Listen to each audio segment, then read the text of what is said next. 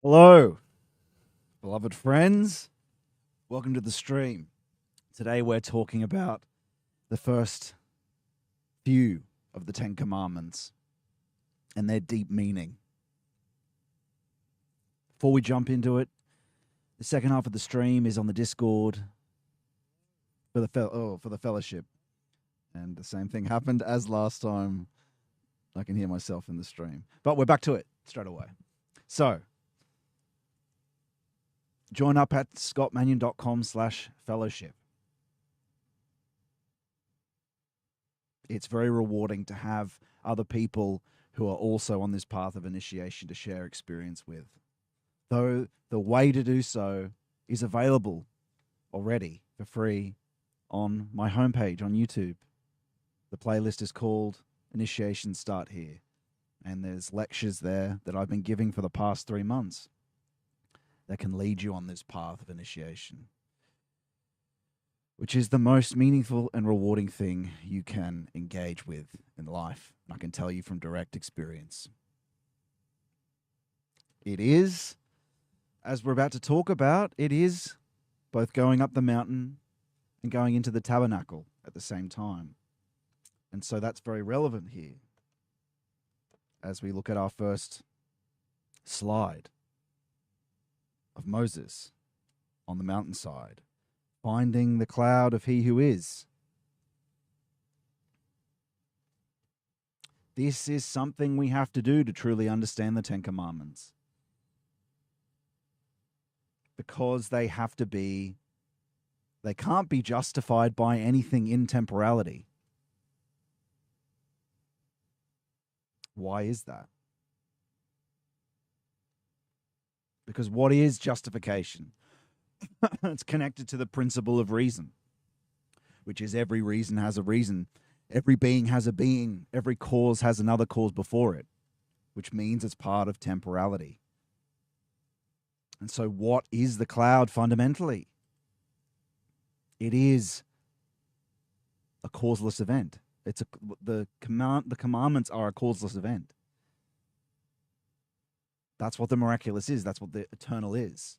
It's from the domain of free spirit, outside time. There is no cause. That's what a miracle is. It ingresses from outside, from the eternal into temporality. And so it can only truly be justified by part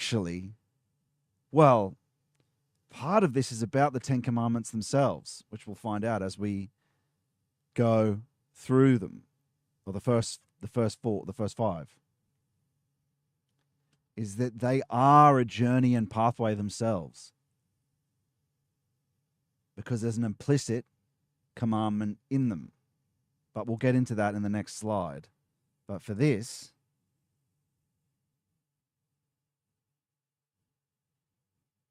what did Moses do?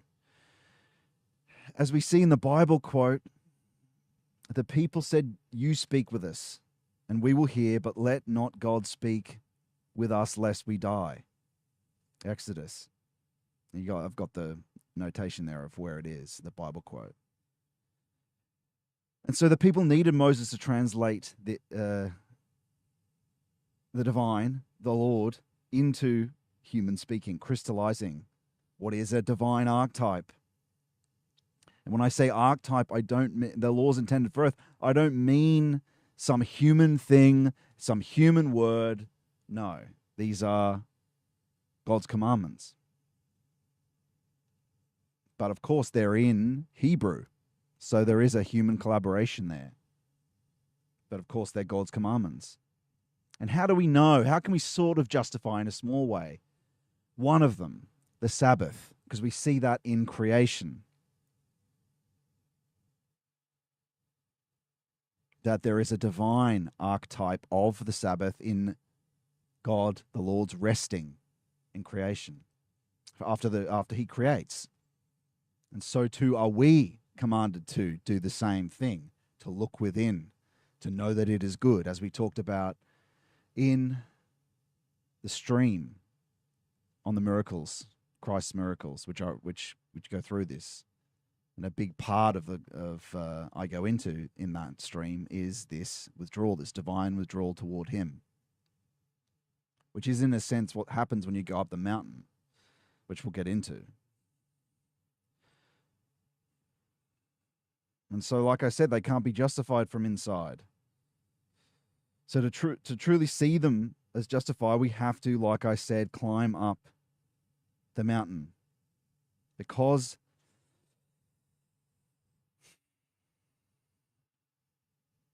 they're a unity in him.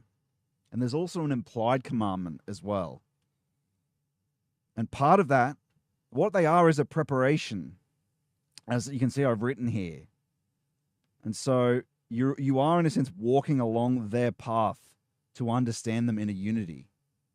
And that unity is him. And the path of walking along them and understanding them deeply and studying them actually helps disclose him as an existential fact. So they're not just a proposition written on a piece of paper. They are true dogma. They have depth to them because they are divine. Their cause, their justification is not here. They're from he who is not in existence. And so it's the only way. We practically do this by following, analyzing, and synthesizing the Ten Commandments, which have their unity in him. This is part of the preparation also of initiation, but also that involves other stuff outside just the Ten Commandments, but we're getting towards what they really are. And so I think we've made the main points there of the first slide.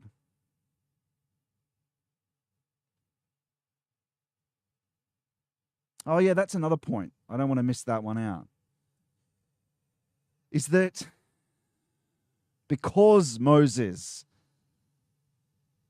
which I could make the case for at a different time, is mystic, has a direct relationship with God, mouth to mouth, like it's, and there's a bunch of quotes that could support that. It's not thunder and lightning for him. It's spoken to him in the language of the self, directly.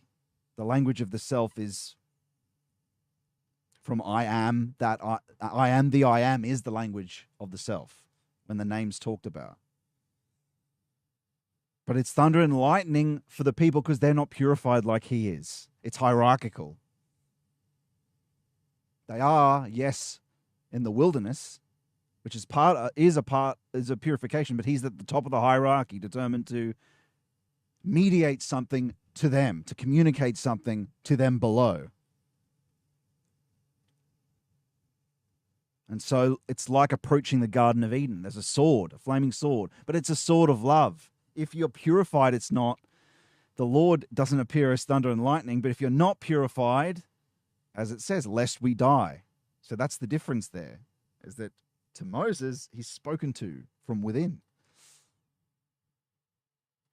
and can translate it. But to them, the Lord appears, yes, as an existential fact too, but as thunder and lightning because they're not purified like he is.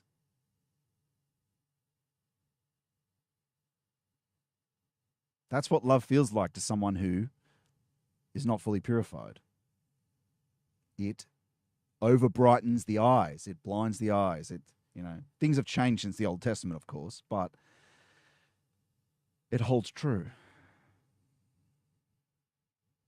I think that's everything.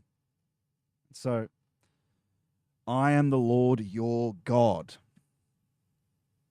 Acknowledging and recognizing revelatory being. But how? I am the Lord your God. We'll get into the part that's you have no other gods before me, because there's some deep, deep meaning in that. But I am the Lord your God. There is an implied commandment in all of them of acknowledgement. What is acknowledgement truly? It's like I've just described, is to know as a fact he is the Lord your God. It's not just to say, or to read, it's to have it as a existential fact. And so that I am the Lord your God is a directive, but it's the pathway of the other 10 commandments that lead to that acknowledgement and recognizing. Think about it. How do you recognize he is your God? Recognize. You know it directly. And they lead there. The 10 commandments, obeying them lead there. They're a pathway and a way that lead up the mountain to the cloud. That purify you. That purify you. So you can approach the cloud without it being lightning. Without it being smoke.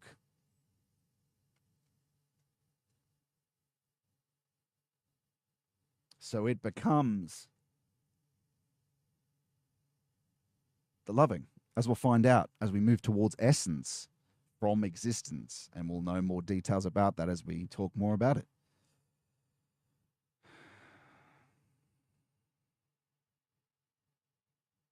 And so how do we do that?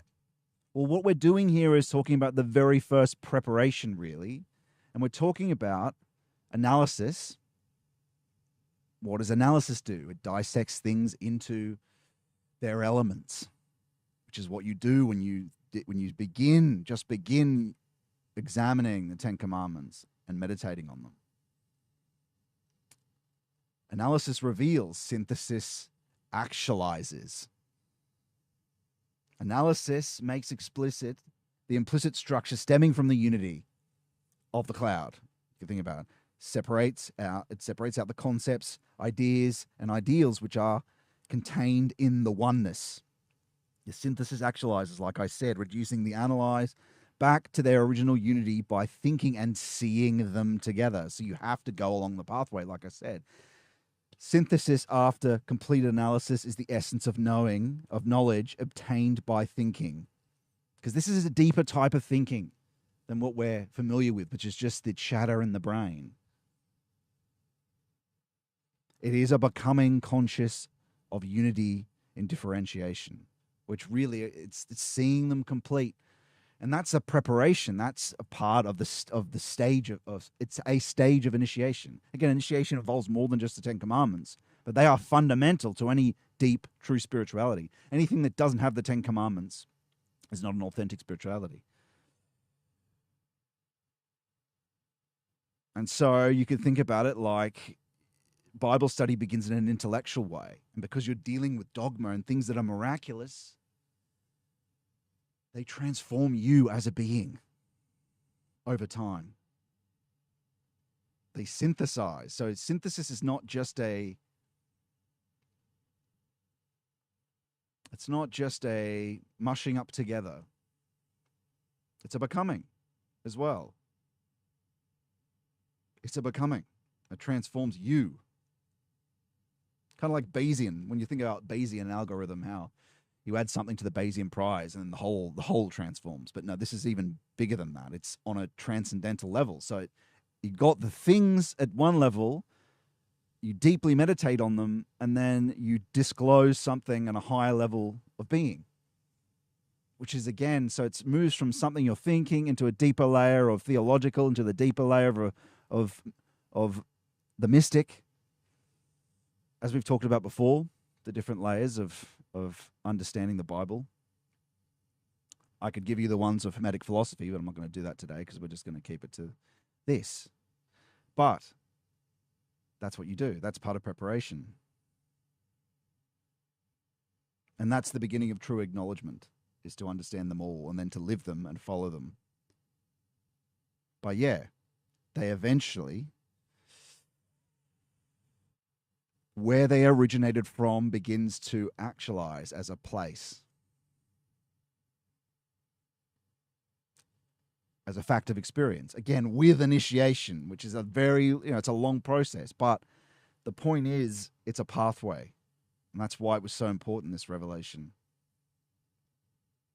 And what they do in deep meditation is it breaks down, not only is it a thinking, but it breaks down the spurg modernity vision over time, dissolves them, loosens them through their deep study. Thought and spirituality can be synthesized together. because reality makes sense once you understand it on all the different levels. That's what Christian Hermeticism aims to do, is it brings them back together. So even the most thoughtful person, even the most intellectual Spurg person, as long as they're not autistic and don't have a retardation of the right brain, which a lot of them do, and a lot of people do, as long as they don't have that, their thinking can unite with what is called by Henry Bergson, the philosopher, intuition. Bergsonian intuition, also by Rudolf Steiner, also by Valentin Tomberg. And I think the saints call it intellectual vision. That's what St. Teresa calls it anyway. The uncreated light. So,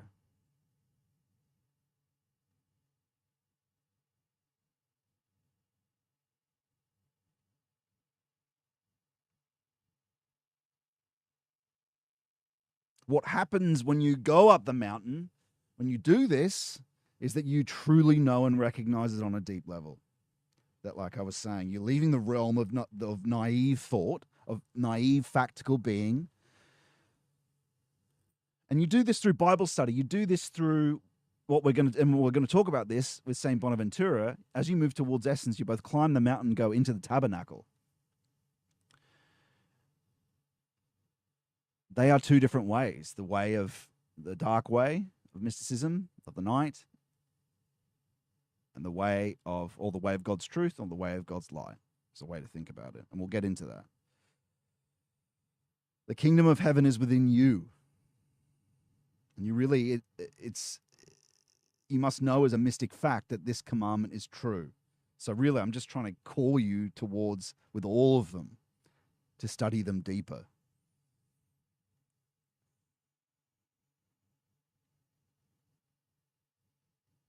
So our aim with all of this is to move towards the cloud and move towards actualizing it as a fact of experience. Have access to Him as a fact of experience. And some of what we're going to talk about today will help understand how the Ten Commandments are related to that. So like I was saying, how do you do that? Well, what are the Ten Commandments? What are the Bible? It's not just a book. They're spiritual exercises, spiritual ways that are repeated again and again and again and again to the depth.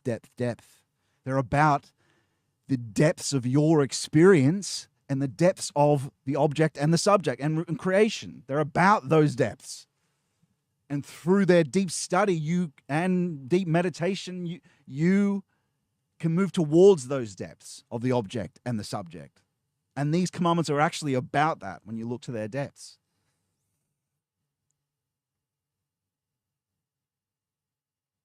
I think that's everything of that slide. I am the Lord your God, but that's where we're going. That's the aim. The true acknowledgement being Him being actualized and not done by you. You just prepare. You just prepare and walk away. A way, not away, a way. You walk along a path in preparation, and it's up to Him in the end. But that's the true acknowledging. We'll move on to the next slide. So, we've talked a bit about some of these things already, haven't we? You shall have no other gods before me. This is a very deep thing, this. What it is really about is the decision between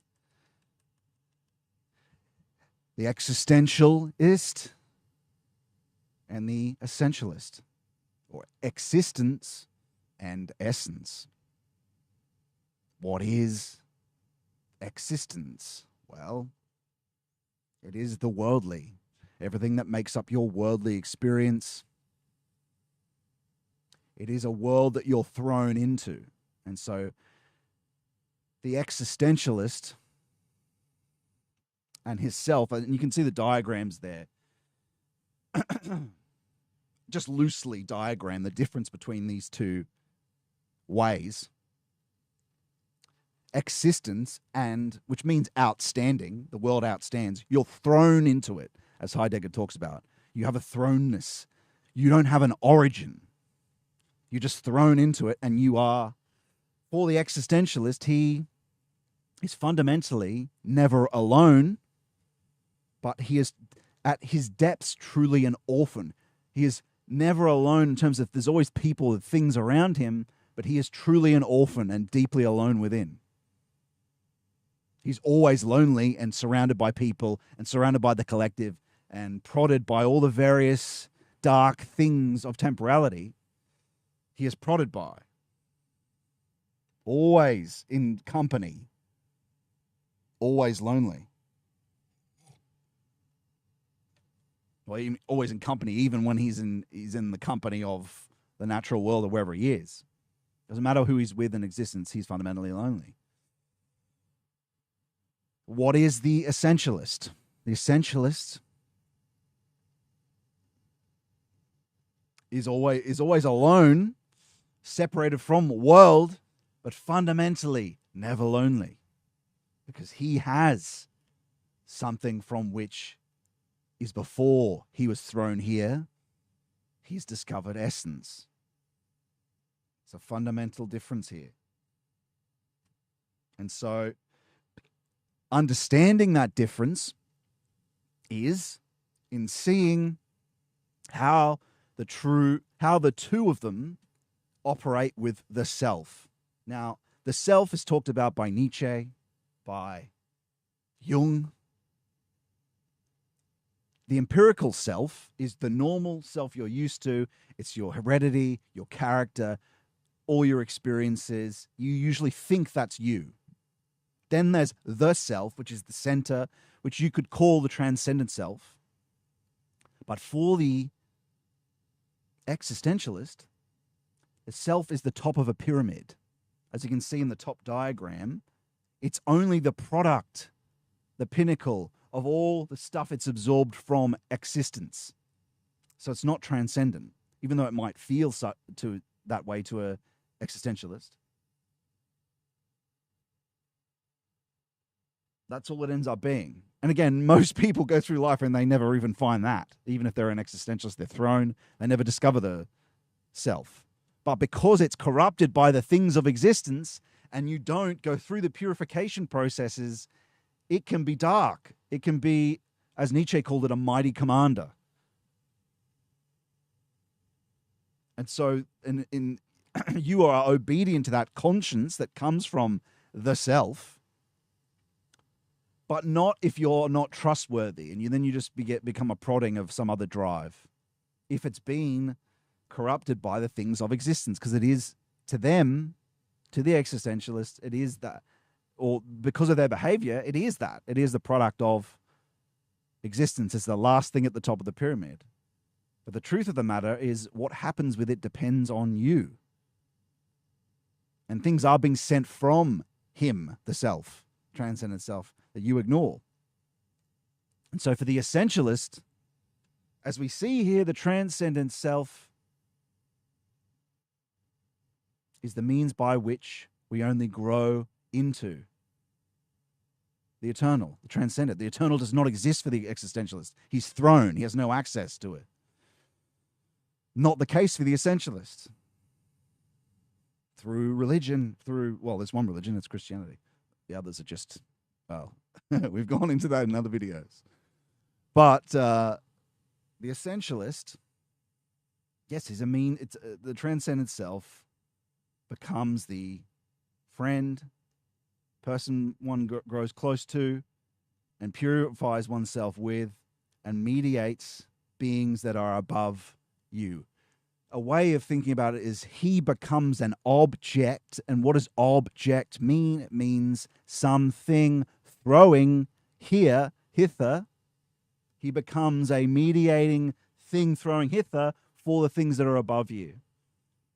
He transforms, so do you. That's why I've got it as a circle in the middle of the diagram of the essentialist. And so you can see one is about the worshipping of the world. The other is about opening and disclosing he who is Lord Jesus Christ, who's the ground who is the transcendent self of transcendent selves. As I've got here, the essentialist, it's the taking off point for that which transcends it. And what is the fundamental tenet of the entire spiritual stream of essentialism? It is, just as the self is the center and Lord of the life of the soul of the human being, so is God the Lord over the self and is the center of all selves. I am the I am. As St. Augustine said, he is more I than I myself am.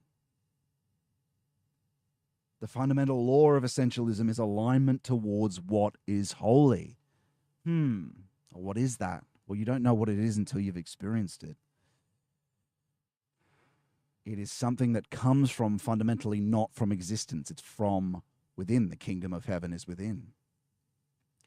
It's something that becomes available to, well, through, of course, the ceremonies of the church, but also deep in prayer. There's something fundamental for the essentialist anyway, that which transcends the self towers above you. And so intrinsically it carries and I can tell you this from a direct experience, intrinsically it carries a gravity and holiness that moves. And those words have multiple meanings that I've just given you. Moves, has a gravity in many ways. Emotive gravity, spiritual touch, as in real, it feels like gravity in a sense, which I've described in other videos with talking about mystic experience.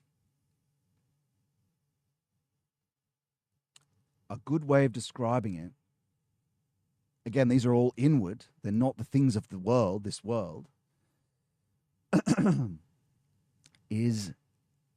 it's like a wind that blows or wafts through the self like it's a native wind. That's one part of it. But this gravity, this holiness, it's native. It towers above you, yet somehow it's native. What does native mean? Native means kin. Native means home. It comes from the true home and is felt as such. It comes from the true kin and is felt as such, as your true descendant. That is what is essential and most essential as love at its ground. And love carries no definition. There is no appropriate human definition for what the word love is supposed to designate, because it is divine love. It's divine when at its ground. And so, yeah, anyone who's ever tried to talk about true love actually has failed dismally. You can experience it, but you can't articulate it in terms of its divine origin. So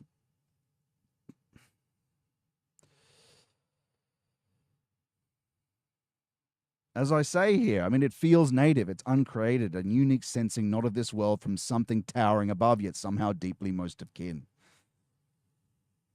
So we're articulating here the difference before we get into what other gods might be. Where we're leading with this is that there is no choice. You don't choose this one over another one.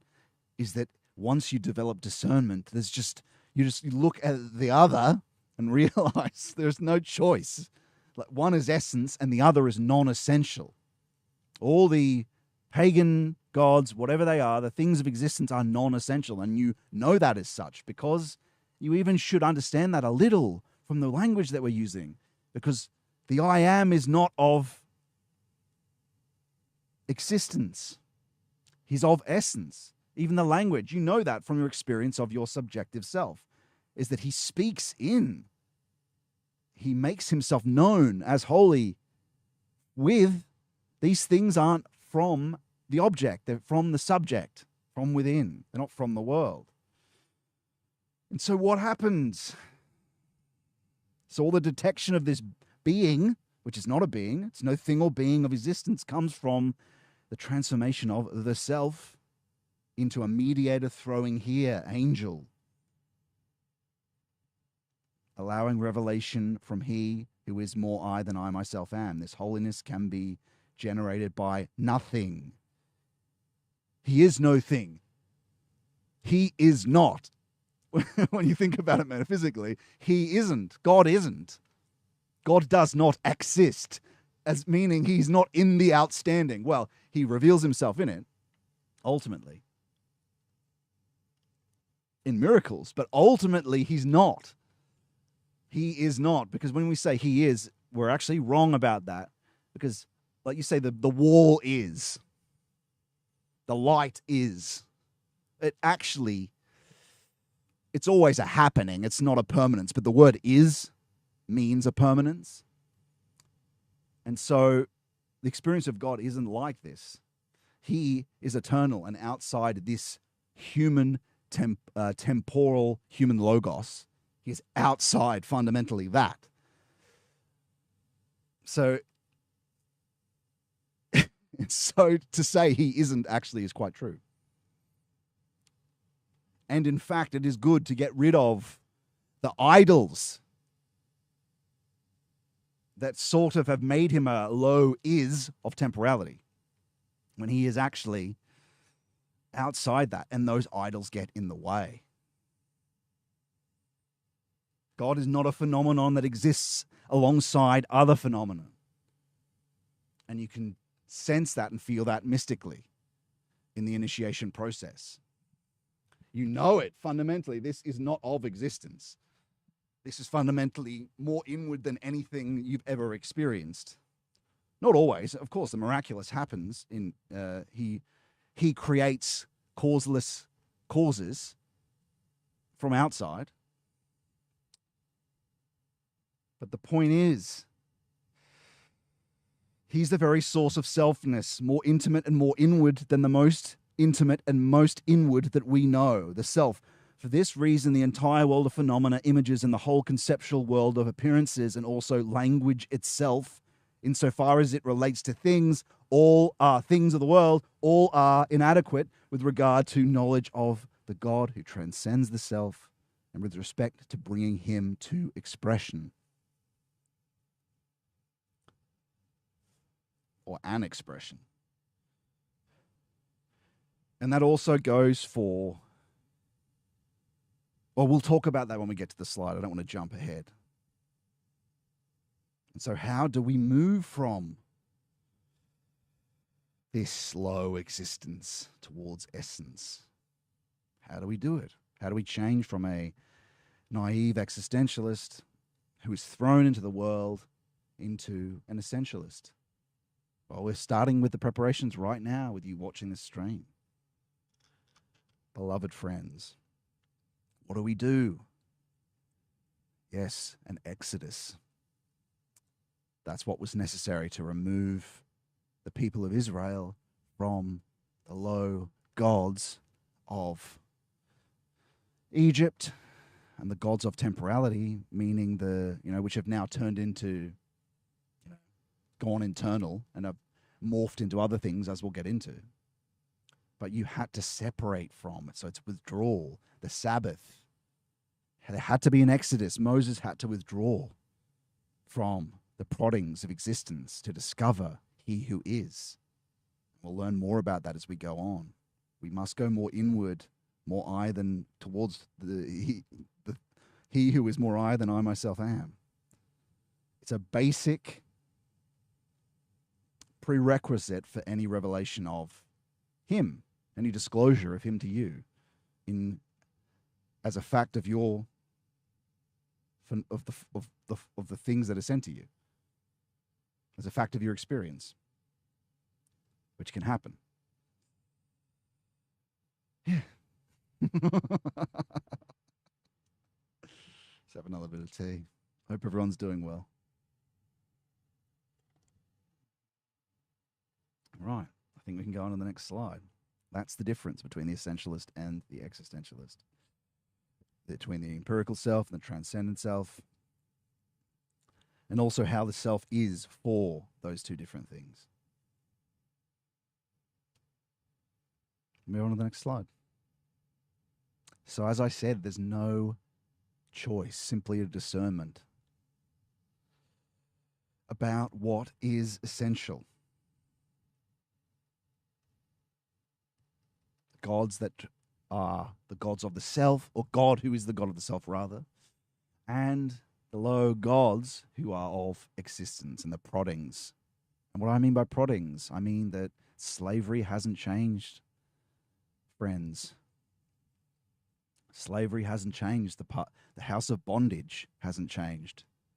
It's still just as much here right now in the form of liberalism, in the form of the seductions and lusts of pornography and all the disgusting distractions. The tactics have changed, but the slavery remains of existence until it's become such a hard thing for people just to do, to dwell and discover the silence and discover he who is. They just make excuses. I did, used to make the excuses. I don't have time to pray. I don't have time to do this. And modernity was my God, and he who is was something really just to make to get better things out of life. And I think, sadly, that is the case even for people joining the Orthodox, a lot of people joining the Orthodox Church now. These pragmatists you see, despicable pragmatists thinking they can, we'll do this because it's pragmatic that we have to have a religion to ground us. We'll do it like pragmatists, these American pragmatists. Foolish, disgusting, hubris, when you can actually disclose the essence of things. I mean, read Heidegger to realize the scientism and the current sending of being and modernity is fundamentally unsecure as it relates to truth. It's relative. Human truth is always relative. The only truth, the only true justification comes from outside, comes from climbing the mountain as we are making the slow preparations today. Humble yourself, empty yourself, exodus, lower, bow your Luciferian intellect. And Lucifer and Satan are right next to you. They're part of your temporal nature since the fall. Be aware of that. No one's aware of that. They don't believe it. They're right there, tempting you all the time, unless you move towards purifying yourself by understanding deeply revelation, by initiation, by meditation, Christian meditation. The only way out of bondage of modernity is to do this, fundamentally. And I'm going to do another stream this week on resurrection and the Greenwood Fellowship and our goals. The West is... modernity killed the West. It's over. Except it's dead. Good. Good, because what had it become? There is only one way, resurrection. Resurrection requires the acknowledgement of death and the bowing of the head and the surrendering of the low empirical subject and his intellect. It's the only way. Else it's always a derivative, else you're always putting modernity and its gods first without realizing it and trying to make the true God at the ground of your psyche and the ground of the object who loves you, making him a servant of these other... And what do I mean by of these other gods, of these other desires you are gods? Those are the low gods of existence. You're trying to make him a servant of them. Oh, I want a wife. I want this, a family and that. Okay. I want money. Fundamentally, you've got all these mimetic desires that came from temporality, came from modernity. You have to clean house first. He's not your servant. You must lower that. He's got a plan that's far greater than anything that you have, that you were born into. To have him present is far greater than anything you could desire or lust for. Any billionaire, look how, like I've said a million times, look how miserable the billionaires are. Look how miserable Elon Musk is, even though he's doing things. He's on ketamine.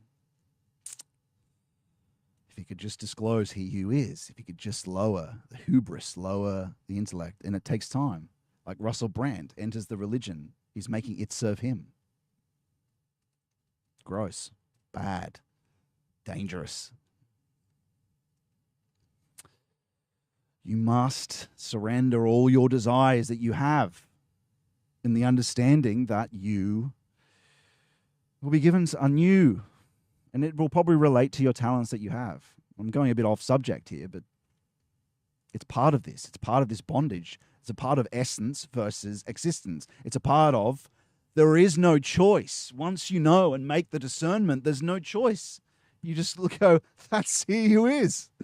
Well, how could I possibly choose these low pagan things, which are just drives, the will to power in another guise? How could I possibly choose these things that are just of existence, that actually are just proddings, that actually enslave me? And you recognize that all these thoughts that have been projected to you and thrown to you, where did they come from? They came from demons. Not all of them, but a lot of them. A lot of them.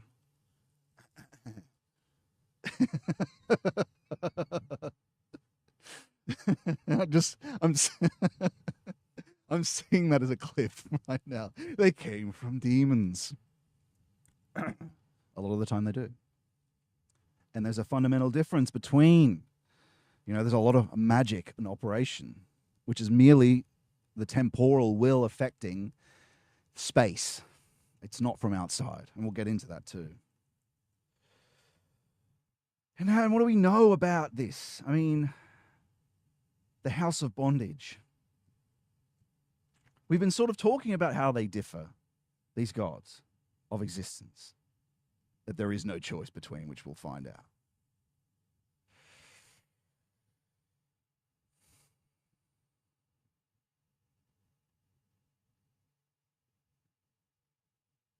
Well, you could consider them, they've got all their causes are of temporality. They were arbitrary. But of course, the best way to understand them is to understand, or is that the next slide though? Better make sure. Oh, okay. Let's just talk more about the difference between the gods then. So, because really to understand them, it's about the story of the golden calf, which we'll go into the next slide. But what are they? They're extra subjective. They're not trans-subjective. They are, when you look at what we are, we have the collective unconscious, we have the unconscious, and then there's the eternal. You have a vital body and a psychological body, which is memory. These things are not just subjective, they are objective. They are of the world. So the will is, which is, you could think about as wish. The will is something outside you. You're in its whirlpool. Just think about the whole earth as a giant mind of will. You could think about it like that, if you like. Not a mind, actually, just of will. That's the collective unconscious. That's not outside. That's temporality. So you've got, we are in space and time right now. When you remove space, what do you have? Temporality, which is the domain of will. Where do you go? Where do you see that? When you go to sleep. That's where dreams are, in that realm. And so that's what makes up these low gods. And where do we see them today? This house of bondage. Well, Moloch. What was Moloch? Moloch was the sacrifice of the individual for the collective. Killing people to charge up the battery of this will. Wounding destiny, which is karma. Again, karma is just a word people understand. I'm not getting Eastern. I'm just using karma. The Western word is destiny. This domain of will and wish is also, where sin is. That all has to be purified. And we'll see how that happens as we go into it. But Moloch, as I was saying, Moloch, of course, where do we see that? Well, they've gone unconscious. You could see them in dreams. But what they do is they render themselves in human logos or facticity as we see it, regular facticity. They render themselves in things like communism. Communism is an ideological superstructure. It's not just the ideas. Who's underneath it? Moloch. He still exists in a new form. It's the house of bondage. And think about the slavery that created. Or what about anything that the house of bondage is anything, any ideology that renders things as such as that the past and present is the only thing that determines the future. Determinism. And all these different theories do. Freudianism, what's that? That's Astartes.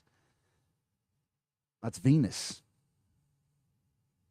That's the sex drive as fundamentally to everything. What is Mars? Mars. And these used to be objects. They used to throw here from outside, but they went inside and changed their mode, changed their aspect to just ideas. Those ideas that come to you, those ideas that came to Marx. Who sent them to me? Oh, it's just Marx's idea. No, demons. And of course, sometimes angels, all the great invention that has been beneficial to humanity was the collaboration between angels and mankind. Of course, destructive stuff is collaboration with mankind and other things, demons. There's distinctly a difference, even though people I don't think Nick Land sees a difference, but, that's an idea sent from a demon. There's fundamentally a difference. One is outside. One is the good, it's outside time. And that also comes to what is hyperstition. When we talk about hyperstition isn't from, it is outside human logos, hyperstition, which is beliefs' effects on reality. That's from this domain of will I've been talking about. So, because it's arbitrary, anything that's arbitrary, you can just create some arbitrary religion. It will have effects on reality. Your belief will have a placebo effect. That is of temporality, though. It has a cause. And here's the difference. It is a causal. It appears like it doesn't have a physical cause, which is what arbitrary and collective magic are. It appears that way, but no, of course it has a cause. It's just you can't see its beginning, which is some person doing whatever they're doing with their belief in temporality. You can't see it physically in space, but its cause is in temporality as something from the arbitrary will or collective will. It's not a miracle. It has a cause. And it had something that caused it before. Some desire that was temporal caused its effect, its magical effect before, and there was a cause somewhere else in temporality. The miracle, the difference here is it truly is a causeless action. It's outside temporality. There is no cause. It comes from the domain of the free spirit. It comes from the eternal. That's the miracle, which comes from God. Is divine will. And so we see that those gods are operating, and they're gods of existence, prodding away. Liberalism is another one, a particular disgusting one. And what is it? It's connected to, liberalism is fundamentally connected to, Vox Populi, Vox Dei, is connected to the disgusting thing that Arron does. It's the we want as the collective over thou shalt. It's a rebellion from below, but it's of the low will, which was just merely a provoking from temporality, which was granted from modernity, from some other low hyper-agent, you could call it, some other desire that was inherited, rather than the true providential destiny, which means future destiny, rather than a prodding that is a destination based on what already was and is dead and part of the eternal recurrence of the same dead being, the fake eternal. Providence is the future that is he. You have a destiny, as I've said many times before. So that's the difference, is that These things come from existence. They've morphed into other things, into ideas or memes. But deep down, if you go into the collective unconscious, you can see them.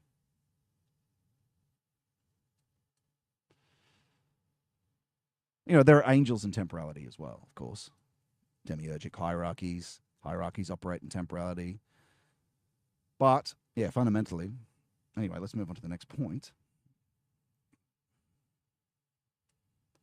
I think we've made the first points there. And so you live in the house of bondage if you believe that the chain of cause and effect, causality, absolutely determines the present, like I said. This is if one believes that no cause arises anew in the chain of cause and effect, arising from the realm of moral and spiritual freedom, striking in like bolts of lightning.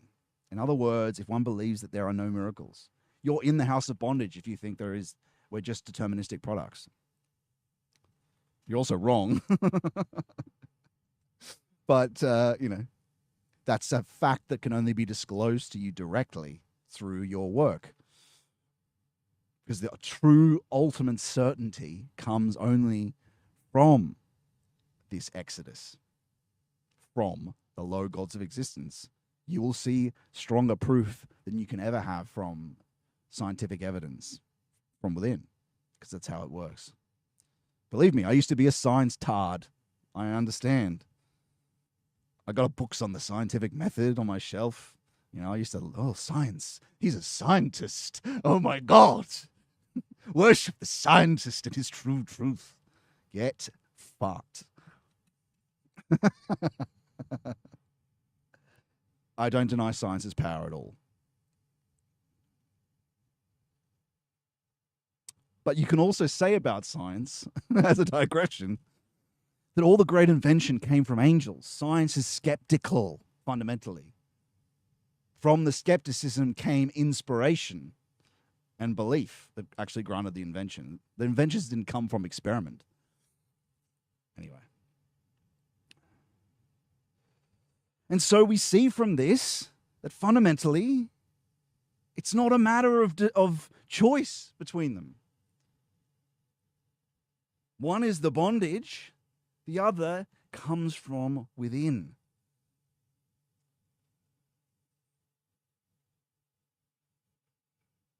He freed you from the house of bondage.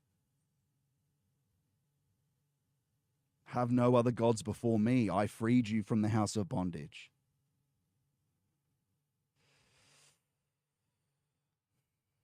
Not they. They are the bondage.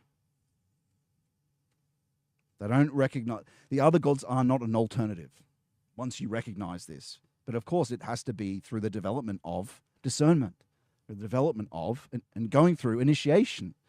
From the deep, you have to do an exodus. If you're not willing to do an exodus, you'll never see the difference. And you'll always say, perennialism, perennialism, pagan gods. Because you don't know. You're just wrapped up in existence. I don't want to be mocking. I love our pagan friends in their way on our side politically. But if you only put the time in, if you sought truth like Seraphim Rose did, he just looked for the truth, and that's what he came up, and that's what disclosed itself to him. He was, a Nietzschean. If you search for truth and look to the ground and actually put the time in, you'll find it, and it's him. There is no competition once you actually disclose it. So just do the work and disclose it, and you'll see.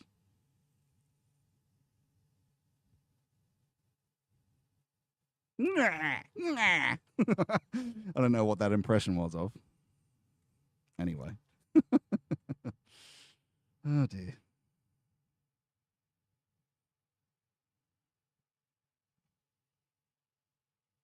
And so once you discriminate, you've already chosen.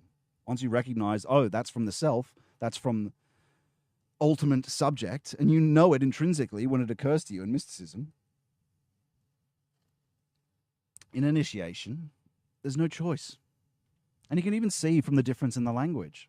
One is the things of existence. All these other gods, they're about desires in facticity, that we want, rather than what's outside that, the peace that's outside that.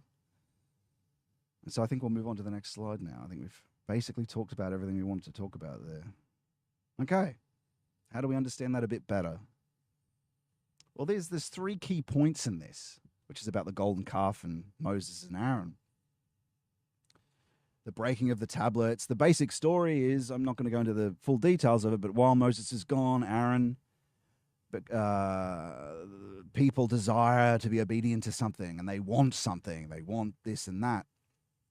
And Arron acquiesces to their wants, and they start worshipping the golden calf. They all surrender bits of their gold, things of value, to build this golden calf to worship, this idol, which becomes a collective god. It's collective magic in operation. That's what happens. And it's a bull. It's a bull. It's the sex drive of heredity. Oh, it was this that brought us out of bondage.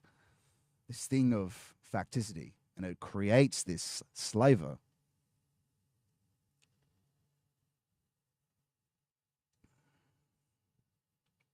In replacement of he who is.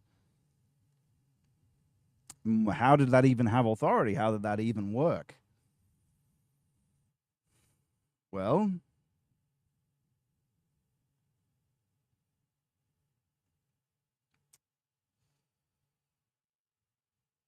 how's it made? Vox populi, vox dei, like I was talking about before. Collective will, we want, of democracy and the rabble, of what's below in the hierarchy, in temporality. What are the priors for the creation of such a thing? The whole collective needs to be present. The whole collective must sacrifice something of value to them. And so when you see these pagans making like a little bit of food sacrifice on things, it's no wonder your sort of factical gods aren't actually working, you know, because you're not even doing the sacrifice properly. Although I shouldn't say this, because then maybe they'll figure out how to bolster a demon by doing this. But you have to sacrifice something of actual value to you to build the calf. Not just, oh, I see they did this in the thing. They used to sacrifice bread and this. Because that was back then of huge value to them, that food. It's not now. It's in abundance. So, yeah, you sacrifice something of value to you. Oh, dear. And then you worship that thing in a rhythm. They danced around it in a ecstatic rapture of we want. And don't get me wrong, it works, but what's the difference? We can see here in these little diagrams I've got. One you can see on the right is the we want, which is a feedback loop that goes inward. It's its own ground.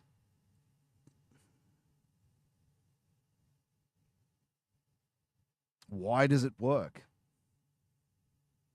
Because fundamentally, it's a representative, an idol of their very desire. So when it manifests as magic, right, from the will and their belief, it creates a hyper entity based on that want and desire.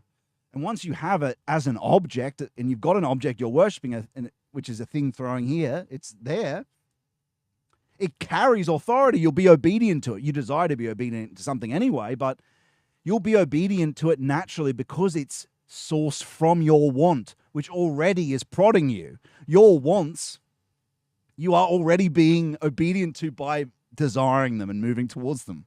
So the object naturally is going to have authority over you because it's a manifestation in this self-feedback loop of that very want. And so what are they fundamentally doing?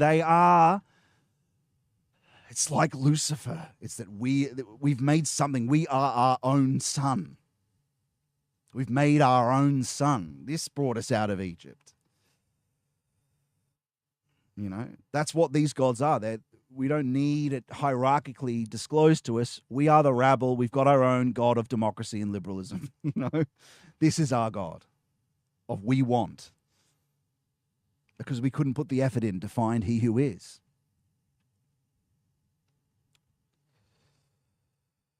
It generates and unfolds, but it's only got as much energy as is put into it. It's like a battery. So it relies on sacrifice. It's not the same as God. It's not the same as outside of the divine. The divine icons are windows of love that only grow more and more and more through their use. You can't even say use, because use is sort of like a technical thing, through their engagement, through their collaboration with them. Is a better way to put it. And that's what those Orthodox church fathers were so good at, is leaving these technical terms of metaphysics, use, subject, object, whatever they were, to return to the actual theology, which is personal, which is because the divine is personal.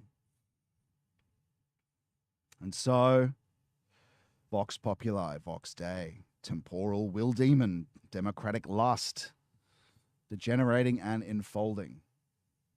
How do you get rid of it? How do you get rid of it? Well, of course, what does Moses do?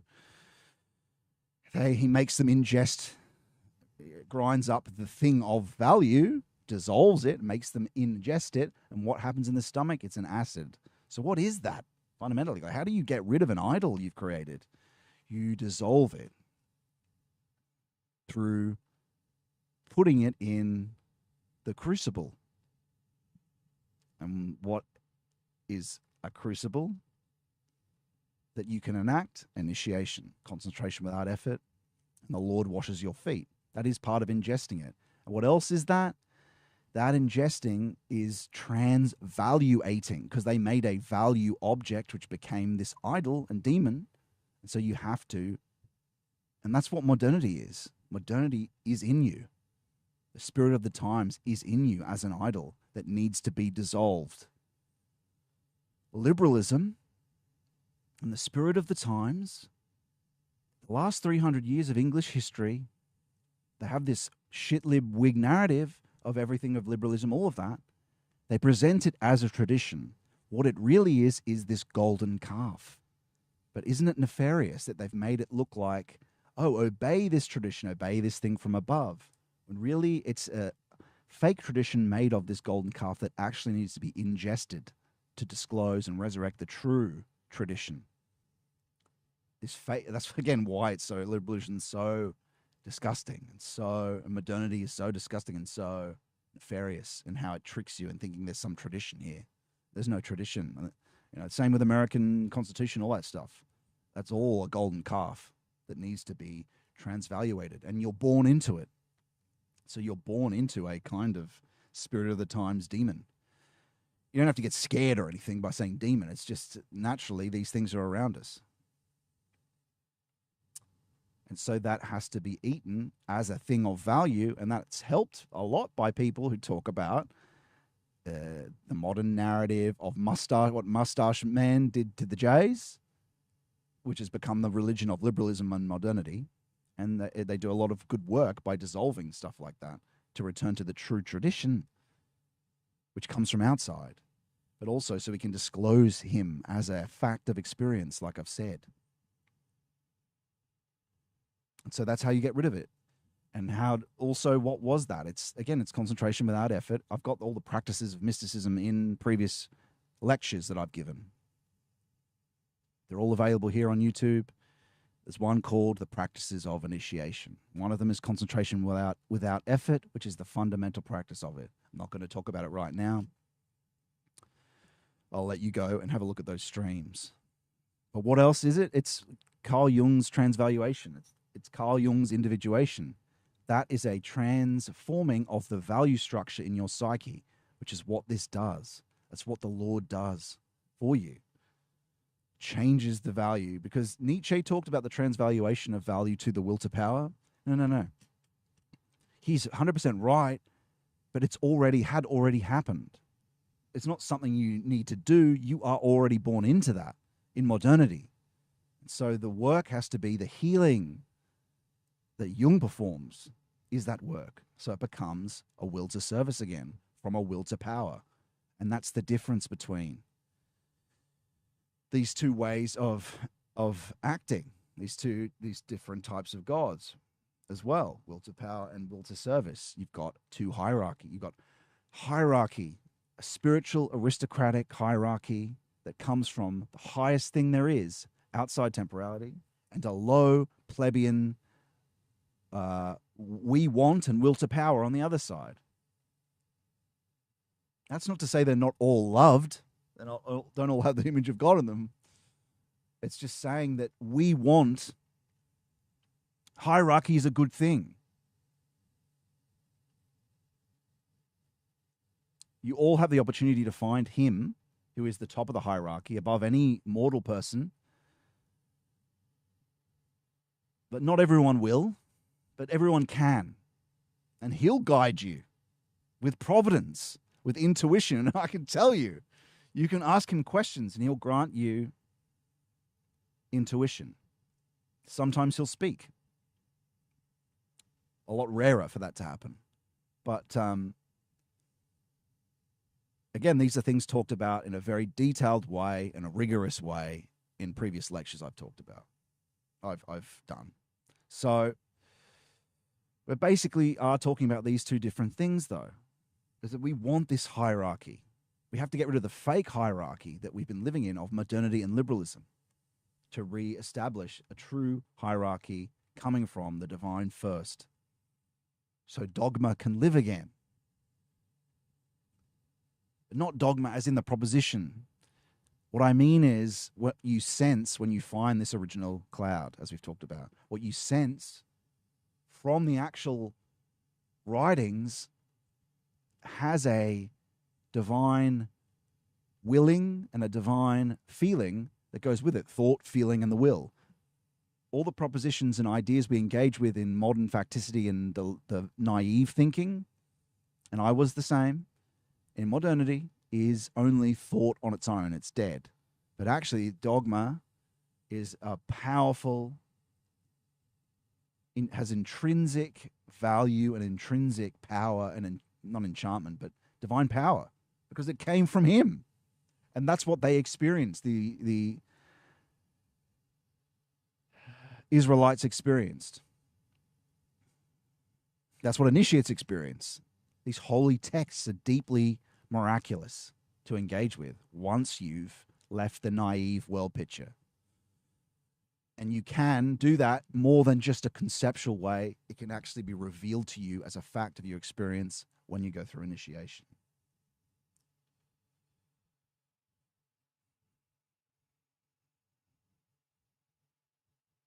We want, verse thou shalt. I want money. I want this. Let it go. Surrender every worldly want. Find the silence. Go through initiation. Do the practices. No, I don't have time. He'll help you find the time. Start small. 30 minutes a day. Do the concentration without effort. Do your prayers. Start with 5 minutes. You need to make your life revolve around God, to recognize he who is, and to see the difference between the calf of modernity, the calf of liberalism, which is and is so nefarious, like I said, that it's put itself as a fake tradition.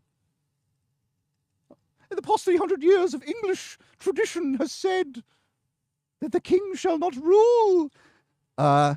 What? That's fake tradition. That's a golden calf. Don't be silly. Of course a king should sack the parliament. In fact, he can legally. It's a matter of belief. That's all it is. And so that's what we need to go back to. And how do we do it? We've got the whole world against us, the whole regime, the whole disgusting, despicable modernity. And this low technocratic order. Don't get me wrong, we engage with technology. But what do we need to do first? Exodus, withdrawal, looking towards God, which we're doing in the Greenwood Fellowship, which is what the Greenwood Fellowship is about, resurrection. But first it must be a withdrawal to get away from these gods, these false gods, the provokings to find he who is. scottmanu.com/fellowship. Please do sign up, join the Discord for the second half of this stream, and find other people that are also on this path. I can tell you, there's no other path worth taking. And I pray a lot that people also find it, because there's all sorts of prelest and deception flooding YouTube, provoked by these idols. Hundreds of thousands of views on these videos of people that don't have any idea what they're talking about, haven't experienced it themselves, that are like bread tube, but for spirituality, but also people that have just been deceived, that haven't been really careful with their epistemic principle, that haven't, read people like Seraphim Rose, that haven't been careful. And they end up pushing perennialism, saying Buddha's the same as Jesus. And God, that's so ridiculous. I'm going to do videos about that. But that stuff's out there. Anyway, that's a story for another time. The point is, another point is, truth fundamentally comes from height outside, which is the top of the hierarchy of thou shalt, descending and saving, not we want. What you want is a provoking, usually. And I think I've made these other points about dogma. But another point about dogma is that you can only reinterpret this stuff, or should only, if you've gone towards the cloud. How you know someone has done that is another thing, but that's for the church to determine. But having sort of the democratic rabble reinterpret dogma, it should be ignored. The spirit of the times can't be used to change the spirit of the depths. You ignore the spirit of the times and follow the hierarchical order, which can be difficult if people are looking for an even deeper revelation or deeper thing of the text, because the Orthodox Church doesn't have any type of depth progression, because they don't change anything. But they do in other ways, because I think they have there's all sorts of revelations you see in their eschatology. Even though they're said to not change things, these new revelations do disclose new things. So they do. But the point is, there's a hierarchical principle that is to be obeyed. And especially, it takes being able to have mystic contact with the Lord, which is true theology, is the experience of theology itself, is not just a propositional superstructure. It's the experience of what we'll talk more about, of St. John of the Cross, let's say. That's what the ancient theologians had. He who is. The I that is more I than I myself am. And so the rabble is not to reinterpret things. You do not, like the Pope has done, follow the rabble in what they want. It's up to God. And really, it's so important now, more than ever, that everyone makes their best effort to start these practices so they can have access to this cloud. To have access to, I'm just saying, using the language of the Bible when I say cloud, but because it's deeply personal. It's the divine person, the most native thing, the closest of kin, your true father. It's so important that we do this now because of AI. Because the regime and the whole technocratic structure of liberalism and modernity are against it. They've got all the money of Satan's money. But we have the future. If you can disclose him, he knows the future and will grant you things by revelatory things. That's what intuition is. You can ask him things about, what should I do here? He has the future. They don't have that. They just have predictions based on what has been. If you want to win, you have to resurrect. You have to let go of these first. Won't take that long. But, it takes time and it's tough. You have to surrender everything first and realize that you're going to be put on a different mission, perhaps than what you want. And that's hard, but you have to do it. More people have to do this, which is what these commandments are also about.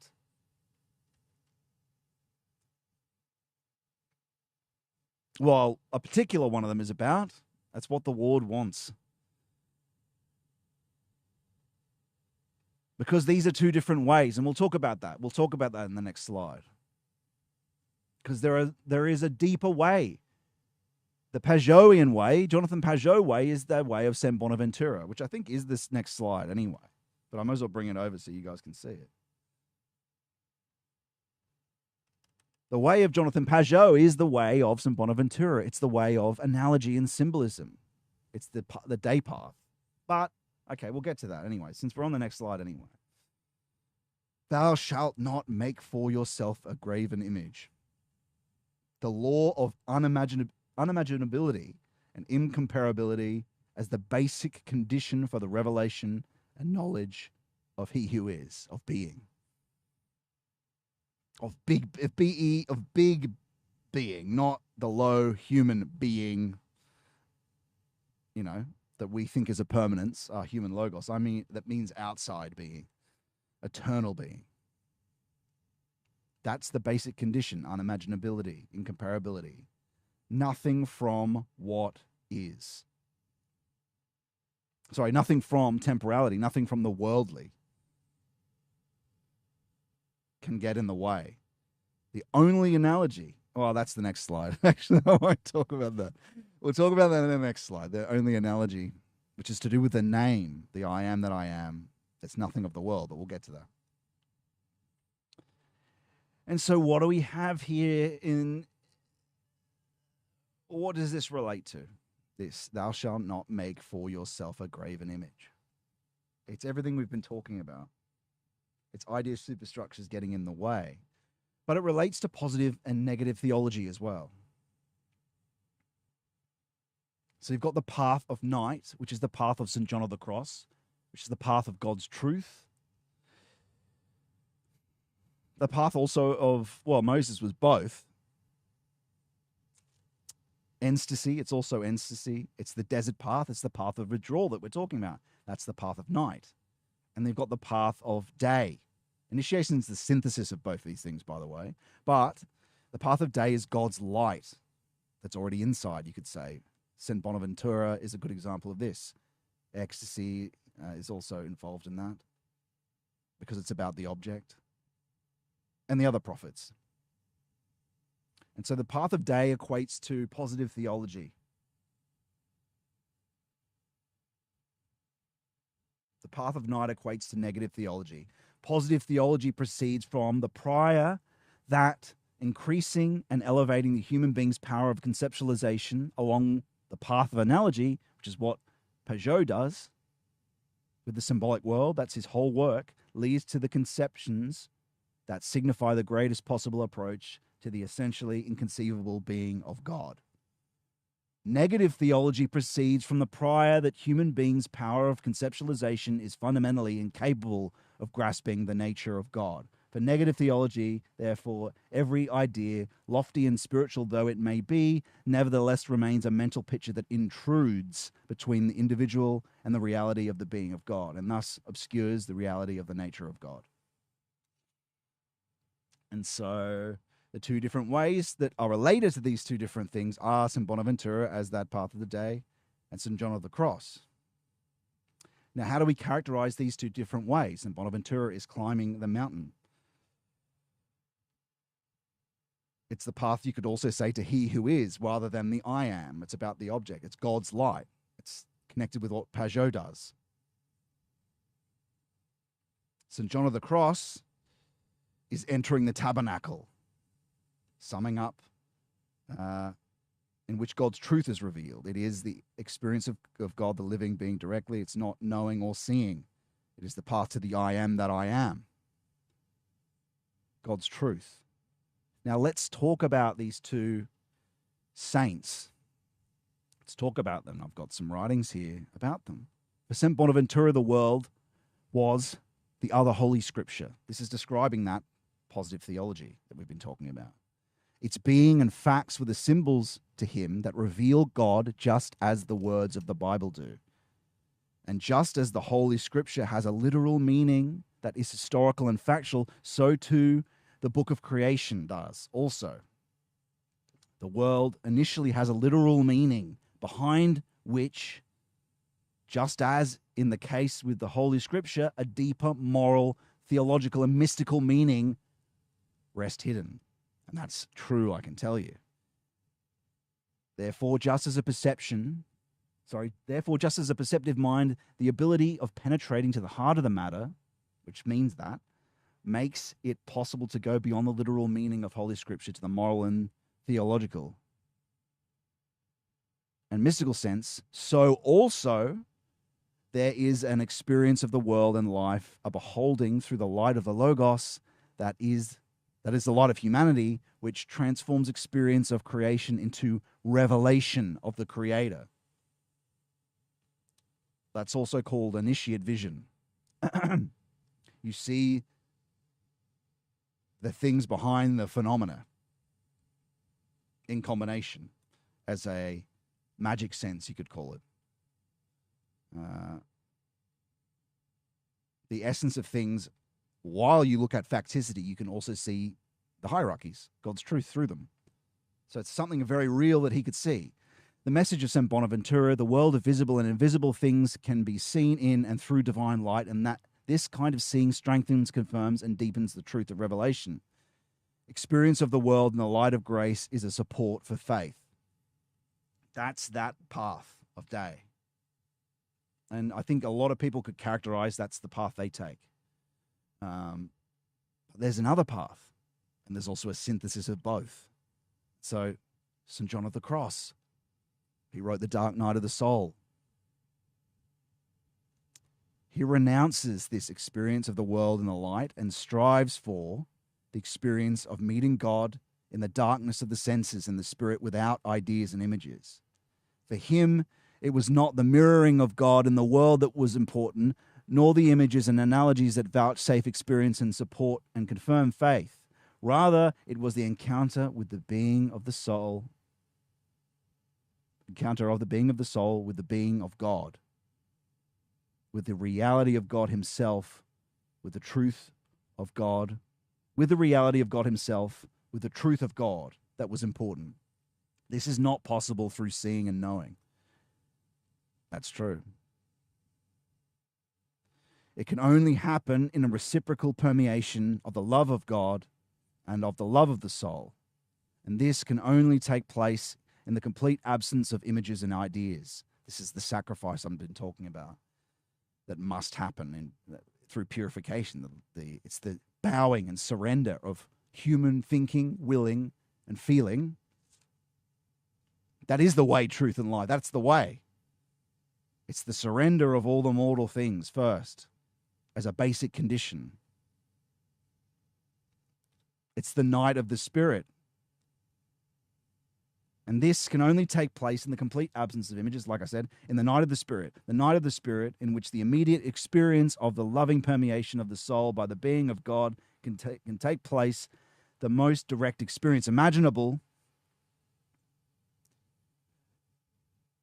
is in fact not darkness but absolute light. Because you're low.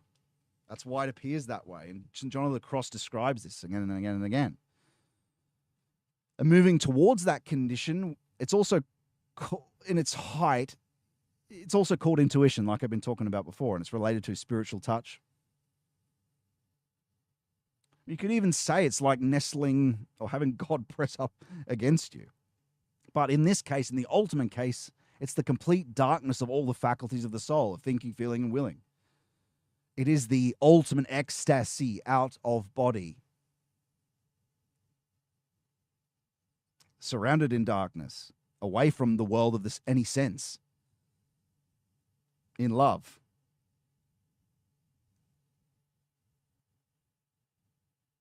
It's not in fact darkness, but absolute light, which blinds because of its abundance, and therefore is experienced as darkness. It is the radiance of the reality of God, the truth of God, which permeates and envelops the soul of the human being.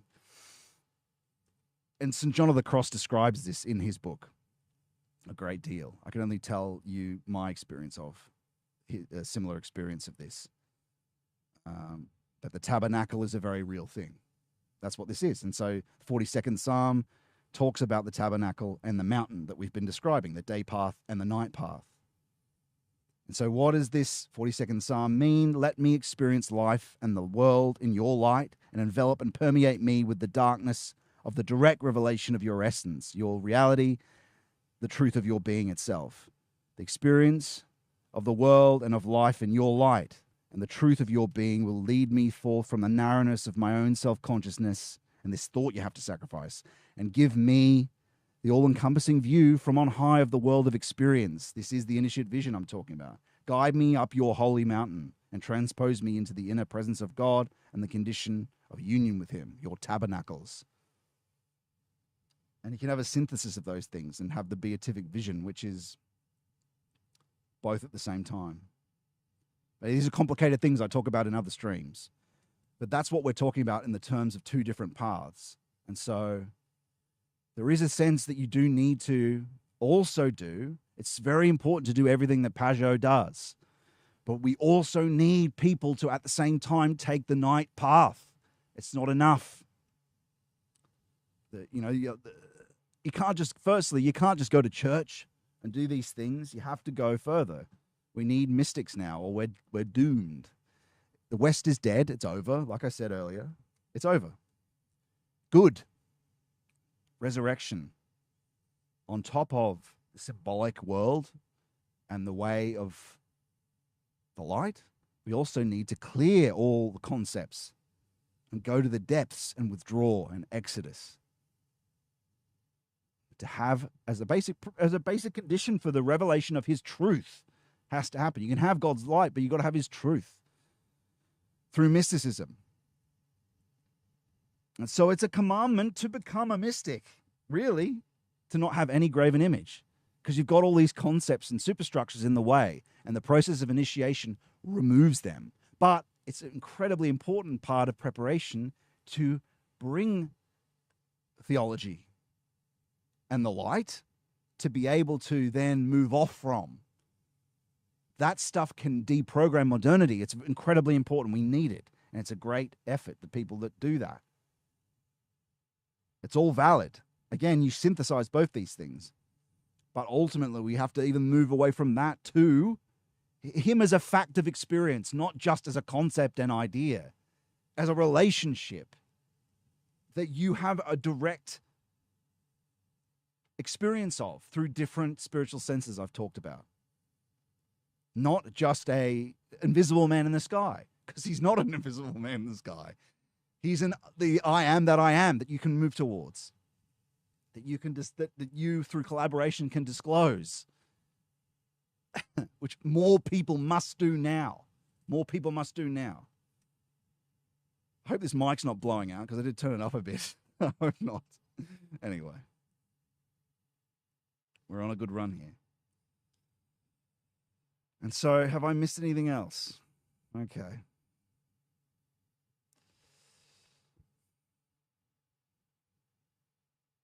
I think I've basically made these points here. Is that I've summed up the path.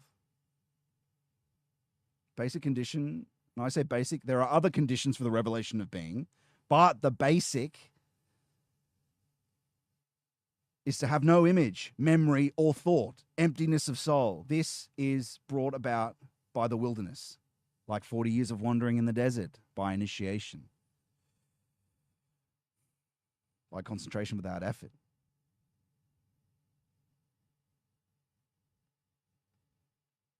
Maybe I don't know is the thing you've got to say over to yourself again and again and again. Maybe I don't know shit. Maybe these concepts that I've got and these high philosophers that I've spent reading, and I've read them all. I've read a lot of them, and I like them. And I like them. They're good ways of deprogramming. But you have to leap off point into the practical reality, way, truth, and life. It's way, truth, and life. It's not just truth. To find the true truth, you have to do them all together. Way, truth, and life, thought, feeling, and the will. They all come together and they must be restored. And that happens in initiation. I've got lectures on that and how to do it. Please start. Please start now. It's about your salvation, which is your healing. The kingdom of heaven is to come now. Is a resurrection that can be available to you, that I've gone through. It can happen for you now, the revelation of providence and the future. You can interact with him now. You can be resurrected now, the kingdom of heaven. For that to be disclosed, we pray for it, right? How is it justified? How do you justify the prayer? Because in forgiveness, it's justified by me forgiving other people. He'll forgive me if I forgive other people, right? In the prayer. How's the other one justified? How's the kingdom of your kingdom come justified? Well, it's justified by, if you want the kingdom to come, if you want to be resurrected, if you want the West to be resurrected, the kingdom to come, you have to do it in yourself first.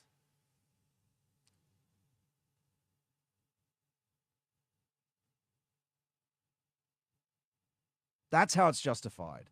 You have to transform with God's help.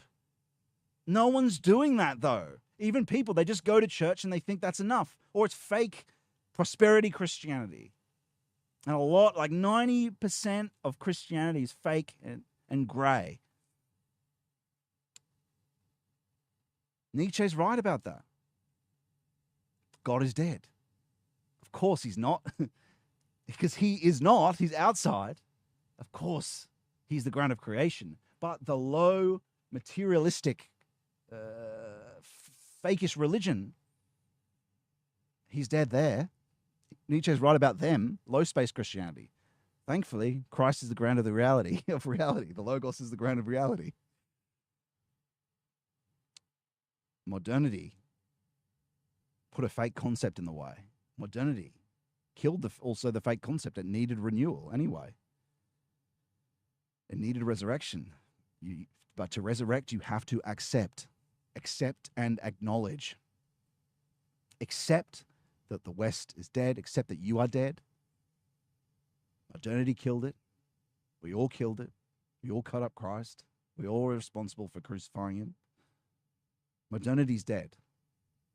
Now what? Acknowledge. Okay, there's one way.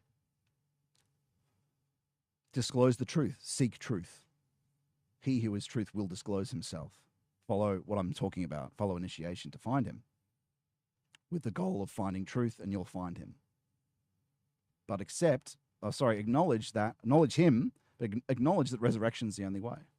But you have to die to resurrect. You have to die. You have to lower the head. You have to not be these disgusting pragmatists who say, and yeah, they are disgusting. I want to say are, because that's an ultimate judgment of them as a being, and they have the image of God in them, which they can move towards. They act disgustingly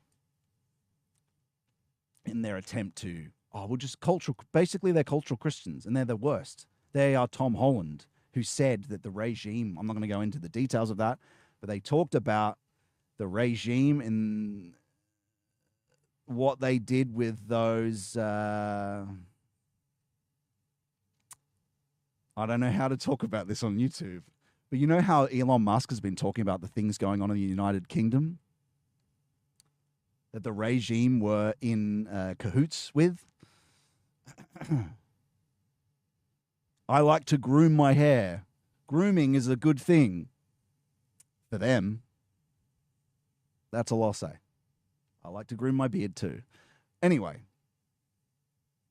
I can't remember why that even came up, but hopefully it was encoded enough. So,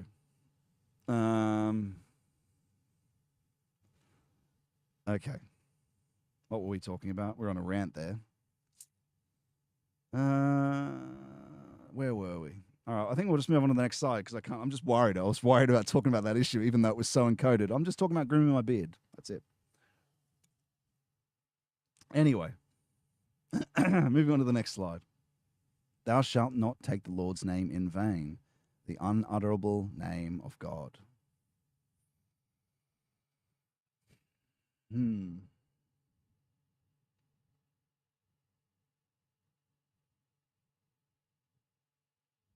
Why do I say ancient times there? Oh, yeah. What is a name? A name, fundamentally. In modernity, a name is just a label for something. Some people's last name was their profession. It's something that signifies an equally naive surface concept or event or personal thing. But in the ancient world, and biblically and with God, a name is vocation and mission. And we were given by God, we were directed to name the animals. And what does that mean? It doesn't mean just giving them a zebra. No, it's to grant them a vocation because they're lower than us on the hierarchy. Now, we don't do that with God. We don't give him a name. No one named him because he's outside fundamentally. Of course, we're not to name him.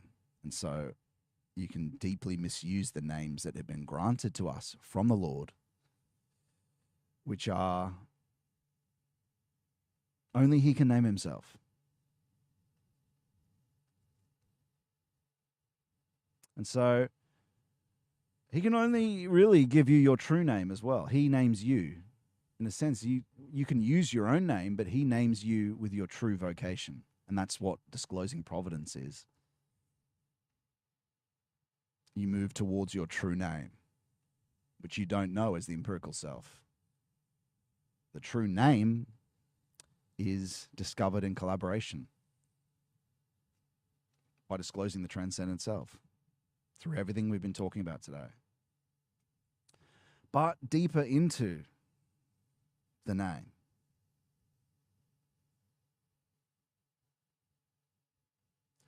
Yeah.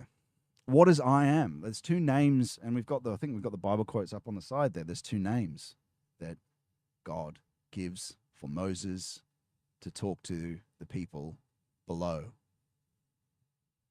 When they ask me who sent these things, what do I tell them? Ehiyeh, Yahweh, I am, he who is. Okay, so what are these things are different.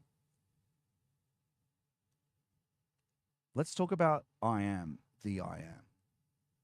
Ehiyeh. Again, you can just see there's no comparison to the things of the world, is that the revelation of his name is I am, the I am. It's nothing in existence. But what is this? Okay.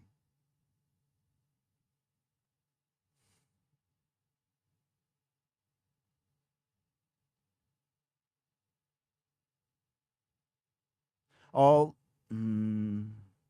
talk about first. I'm going to talk about something I was going to talk about later, which is the I am, the security of I, is it how to misuse God's name. Let's just talk about this first name, I am. I'll talk about the difference between those two after this, but firstly, let's talk about I am the I am. This name, misusing the name, taking the Lord's name in vain, is to even use this name. Of course, it was never used, I am. And I am the I am. You should never use this name either in prayer. Why? Because God says here, it's fundamentally about teaching you who he is. Why? Because fundamentally, God, you can't disclose him in any way with anything in existence. How do you teach who he truly is? Because what does I am mean? What is more I than I myself am? Absolute subject. Absolute eternal being. Outside existence. What's the only thing available to humanity that could be used to teach who I am? As a analogy. The I. You have the experience of the I, the awareness, your I. You have the I. You have the self. You experience that. Look at it now. The I amness that I myself am. Look, this I that observes.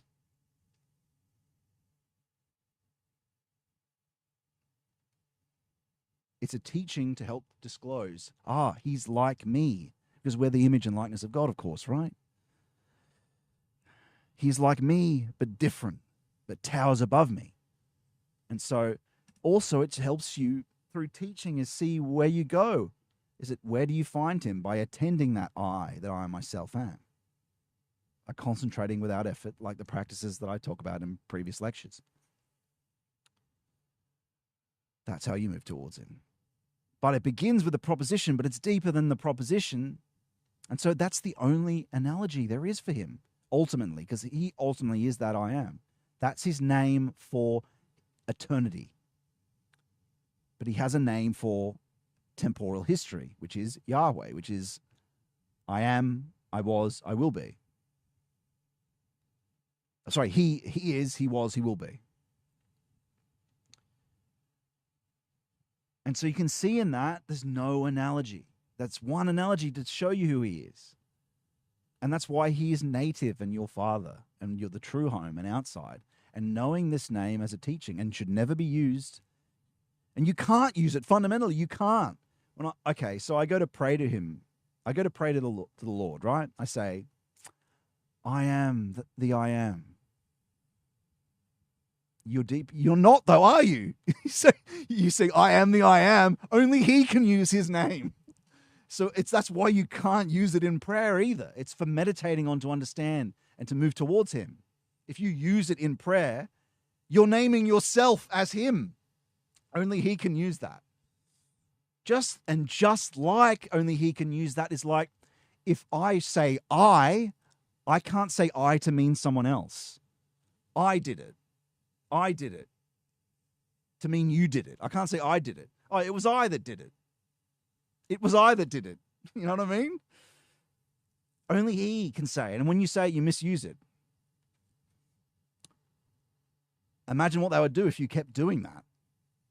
You'd begin to puff yourself up as a false god. You know what I mean? It would begin to get to you. But it's to help understand that he is above that. Not your transcendent self. He's above it. He's the transcendent self of transcendent selves. Ultimate eternal being outside. But he also has other aspects, of course. He also has other names than just these two. They all relate fundamentally, Lord Almighty, Lord God of hosts. Yeah. They all point to different aspects, though. Anyway. So you get what I'm saying there. And Yahweh is for his historical appearance, his ingression in. It also points to we won't talk about who Yahweh is. We'll talk about that next stream. But yeah, it's for temporal being. It means he is, he was, he will be. But it's about temporality, his appearance and temporality there. And I think I've got some more specifics about that are probably worth saying. But yeah, it's for, as is said in the Bible quote, it's how he is to be remembered for all time, not addressed in prayer. That's why it wasn't used by the ancient Hebrews, who have no relation to the current Jays. Anyway, we won't go into that one. But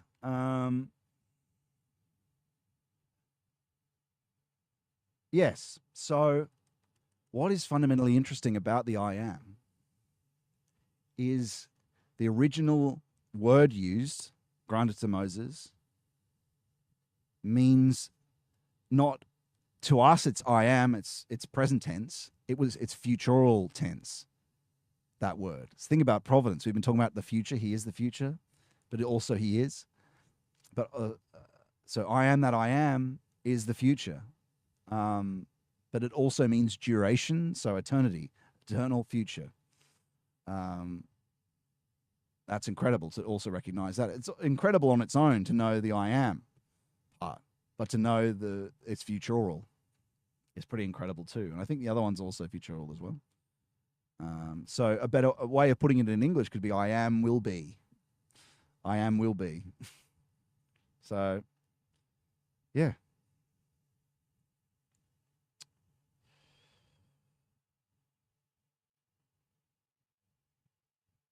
It's given in the first person. So it's his name for himself. It's not for you to address him like that. And it's a name he gives himself. And you can't even use it. You will, as he says in this commandment, you'll be punished for doing like that. Will keep you away from him trying to do that. He's the Lord. There's a reason why it's not used in ceremonies. It's just for teaching you who he is, to understand. It can be used like I'm using it now to teach you, but it shouldn't be used in worship. Again, if you try to use it in worship, you'll find out it won't work. It's not about working anyway, because it's not a technique. It's just what the Lord does not want, because it, again, as a word, it just doesn't work. It's for meditation on, like I said earlier. And yeah, I mean, that's pretty much everything we have, I think, on this. About duration. Let me just check here for a second so we don't miss anything.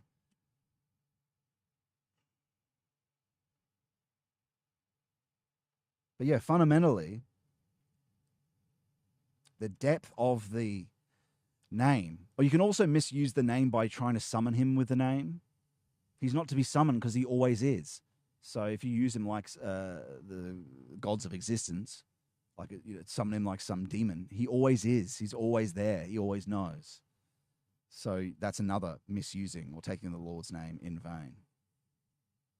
And you do that by what they did with the golden calf, which was to take him as just the mission, as heredity and the sex drive. And this idea of him was just the ideological superstructure of that drive, which is the bull. Like he's a epiphenomenon of the bloodline.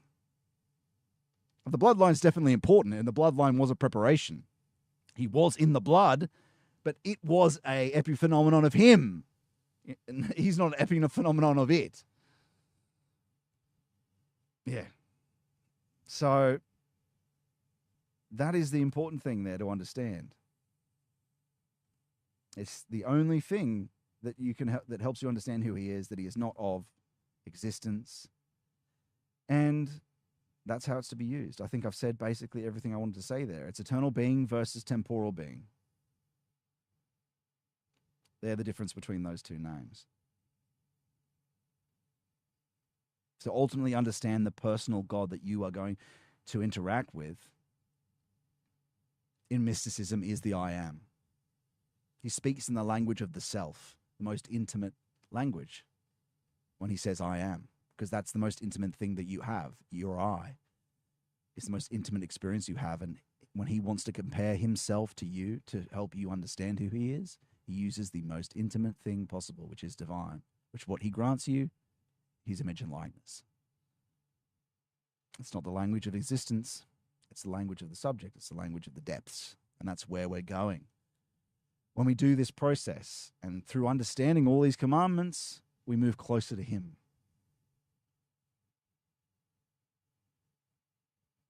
And you could think about that. Yahweh, he is, he was, he will be, is sort of disclosed when he enters on his hierarchies, a part of that. In temporality, that's revealed by the day path. And the night path reveals the I am that I am. Even though I'm teaching, so it's okay. I'm not misusing it here. It reveals I am the I am is the night path, and Yahweh is the day path. Is revealed through that. It's obviously the same. It's him ultimately, but that's his ingression historically that we interact with. I think that's everything. I think that is everything. But yeah, a lot of great rants there.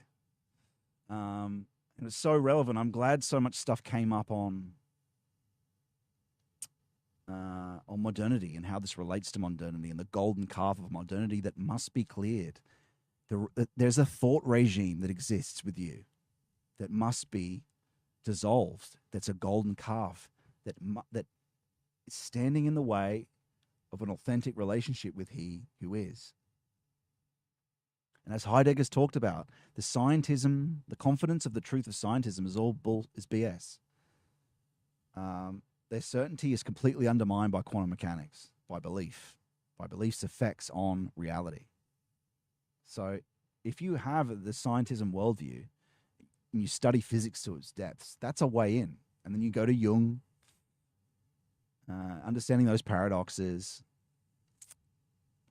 And Valentin Tomberg is also a way in from that, because this pathway allows the thinking man to get in. Heidegger helps with that, shows you that this confidence in the truth, that they are offering the truth, which is just an idea superstructure. You don't touch the truth, but you can. You're given it by some academic whose subjects in science has already been disclosed by basic concepts that predated their science at all, that actually give form to the world that they study.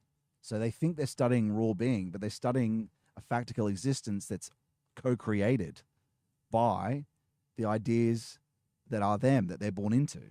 And that's what you dissolve in this process, to discover ultimate truth in a way that is more certain than a rationality and a science can ever be granted to the person.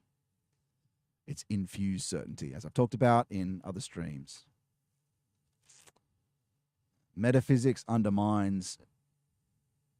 Metaphysics is good metaphysics is a good preparation to clear the idea superstructure that is scientism and the false view of reality. Yes, it's powerful. Don't deny that at all. It's totally powerful. It's more powerful than anything. It grants power over things. It is the will to power. It's not ultimately truth. And that's what we're doing in Greenwood. And the second part of this stream will be in the Discord. Please sign up at scottmannion.com/fellowship and be a part of this stuff and be a part of this resurrection. It has to happen with every individual. That's what we're doing in the fellowship. And it's been greatly rewarding for me and others who are starting the practices and are actually now, it's been the greatest gift to me to see the other people experiencing the same things that I've been given by the grace of God. Through the work of people like Valentin Tomberg, through the saints, through this process. But let's have a look and see if there are any questions or anything like that over here. There we go. Bye-bye fake news.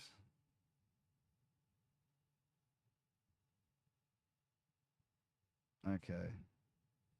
Just looking at some chats here. I think you guys might be able to see that in, yeah, I've got the screen cap on. You might be able to see the chats as well. Maybe I'll put the nature on. I don't know if you need to read it, but just put the nature on. Howdy from Nova Scotia. Hello, Con.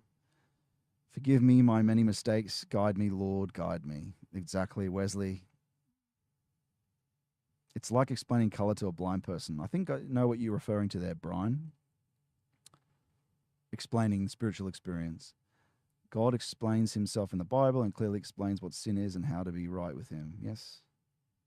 Scott, it is good and earnest to... you're going into Anglo-Saxon words there that I can't read properly. I think they're Remember God, Holy Bible. I agree with your name, though.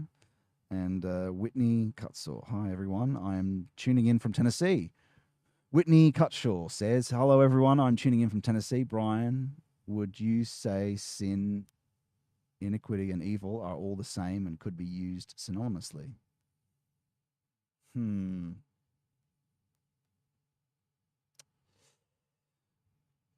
Iniquity, I would say, is not...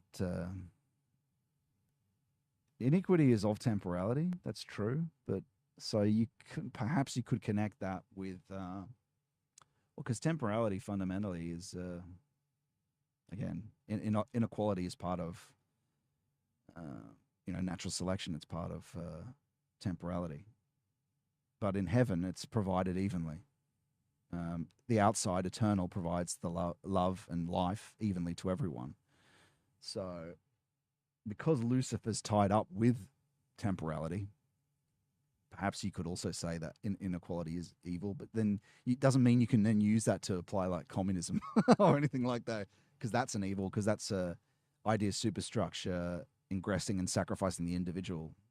Again, that's why cultural Christianity is disgusting and why people like Tom, what was his name again? I mentioned him earlier. I should have gone more into details of that. Tom Holland is absolutely disgusting cultural Christian. Cultural Christianity is Satanism. It's despicable. You can't turn them into values to apply as technical structures. It's a living God, and when you do, it actually has bad results. because providence is supposed to guide you what to do and to guide you between the impossible paradoxes between different values that you have to navigate through. The Lord knows that. You're not all-knowing. You don't. So the idea that you would hide the bad stuff that happened that Tom Holland talked about, I don't want to go into detail. Anyway, we won't go into detail of that. Anyway, I'll just quickly check the Twitter to see if anyone has said anything there, any questions. Then we'll go over and see you guys on the Discord. But it's been a pleasure talking today on this issue, on these great 10 commandments. If anyone had any questions, send them in now because we're about to go onto the Discord. But God bless you all that are watching. I hope that was insightful. I hope that helped you want to go deeper into the religion, deeper into reality, deeper into the truth. And it looks like there are no chats here on Twitter. All right, everyone. It's been a pleasure talking to you. I hope you enjoyed that. God bless you. God bless you, and take the time. There's always time. No, it's not there all the time. The things that stop you from withdrawing, things that stop you from the Exodus, the things that stop you taking your daily Sabbath, as Jesus said, can you not watch with me an hour? Start with 5 minutes, move to 30 minutes. Concentration without effort, as I talk about as a practice in the lectures that I've got on my YouTube. There's nothing greater. There's nothing in the world. It's the world that's stopping you. It's the demons of modernity that tell you, I don't have time to pray. I don't have time to do this. You're worshiping the world. You're worshiping the calf. Find your way to He who is, and He will give you a more meaningful existence. Not the desires that you have now. He will use your talents, though. You don't have to worry. But the future that's awaiting you is so much greater than anything you desire in temporality or any fear you have. It's not just desire, it's fear. I'm afraid of not having money. I'm afraid of not doing this. I'm afraid of that. You don't have to worry. Yes, you will worry. It's even hard for me sometimes, but that goes away slowly and slowly and slowly. And the miracles that awaken is what makes life worth living. Resurrection must happen. All right, everyone. God bless you. Join the fellowship. Be a part of this resurrection by accepting death